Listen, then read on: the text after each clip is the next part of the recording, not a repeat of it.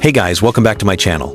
Today I'm going to show you how to format cells in Google Sheets so your data can look clean, organized, and easier to understand. So first, open sheets.google.com, open your spreadsheet, or create a new blank one. Now, click and drag across any cells you want to format. Formatting means changing the appearance, not changing the data itself. So with the cells highlighted, look at the toolbar on top. If you want to change font style, click the bold button, italic, or underline. You can also change the font size, font type, and font color right from the toolbar. To change the background color of your cells, click the paint bucket icon and pick any color you want. This helps you separate sections or highlight important rows. If your numbers are looking messy, click Format at the top menu and select Number.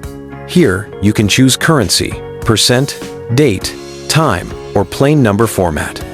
For example, if you have prices, choose currency so they show with your currency symbol automatically. Next, alignment. You can align text to the left, center, or right using the alignment icons on the toolbar.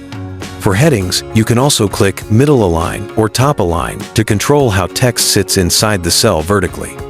You can also apply borders by clicking the Borders icon. Borders help you outline cells, create tables, or separate categories. So formatting cells is simply selecting the cells you want to change, then using the toolbar options to adjust font, color, alignment, borders, wrapping, and number style. It makes your data easier to read and gives your sheet a professional look. That's it, guys. Thanks for watching. Don't forget to like this video and subscribe for more Google Sheets tutorials.